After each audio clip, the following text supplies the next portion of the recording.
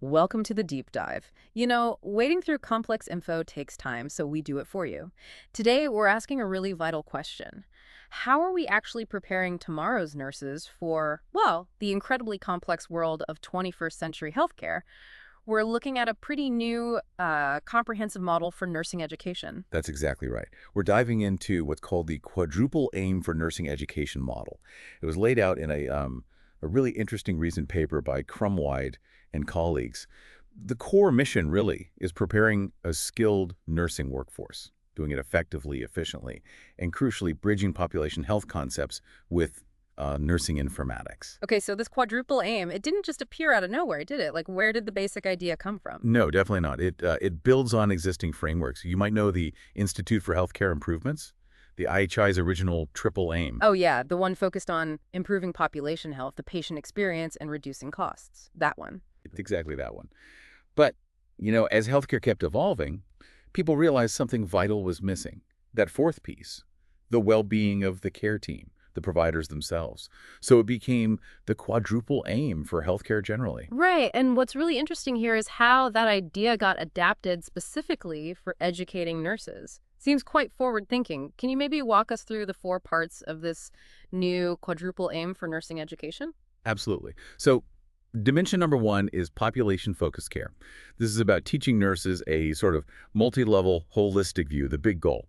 Graduate nurses who can really tackle tough issues, things like social justice, health disparities, and all those social determinants of health, where people live, work, age, all that stuff. And it really emphasizes using health IT, things like the Omaha system, which helps manage data to spot population health needs. That population focus makes a lot of sense as a foundation, but what about the actual student? How does this change their day-to-day learning? Good question. That slides right into the second dimension. Maximize student learning experience. This is really all about creating learning that's student-centered, engaging, not just lectures. It means fostering culturally competent care, making sure the learning environment feels safe, and connecting theory to, well, the real world. Think innovative stuff like the Team Step ES curriculum for teamwork. Oh, right, Team Step, yes, yeah, for interprofessional communication. Exactly. And also things like digital stories, high-tech simulations, e-learning modules, and a really critical piece, training students properly on electronic health records, the EHRs. They need that for modern practice.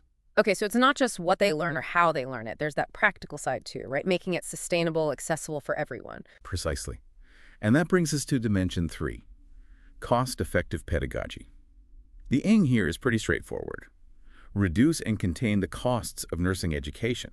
Because, let's face it, cost can be a huge barrier. It's not just about budgets, it's about equity, about making sure nursing reflects the diverse populations it serves. So breaking down financial barriers is key. This means pushing for things like open access teaching resources, sharing materials efficiently, avoiding duplication. It helps students and educators working with tight budgets. That makes total sense. So we've got the population focus, the student experience, the cost effectiveness. But who's doing the teaching? What about supporting the educators? And that's dimension four, and honestly, it's critical. Nurse-educator well-being.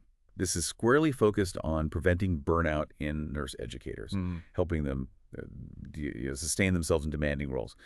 Recognizing educator burnout isn't just nice, it's strategic. A burned-out educator, well, they just can't effectively prepare the next generation. So a healthy work environment, manageable workloads, real recognition, good mentoring, solid admin support, that all feeds directly into better planning, more engaging teaching, and ultimately, yeah, better outcomes for the students. It really sounds like these four dimensions aren't separate silos at all. They're deeply connected, working together. Absolutely interconnected. When nursing programs embrace this kind of model, this quadruple aim, they would have a really high quality interdisciplinary learning. And that leads straight to developing nurses who are competent, yes, but also passionate and importantly healthy themselves, which, is just essential if we want to improve public health overall. So wrapping this up, what does this all mean for you listening? Well, this model isn't just some theory on a page. It's really a practical guide, a roadmap for changing how we educate nurses, making sure that future nurses are truly ready for the health challenges ahead and can really contribute to a healthier society for all of us. And maybe a final thought to leave you with. Think about these core ideas: holistic support, strategic resource management, focusing on well-being and outcomes. We've talked about them in nursing education. But couldn't these principles be incredibly useful for transforming training and development in just about any professional field? Something to consider.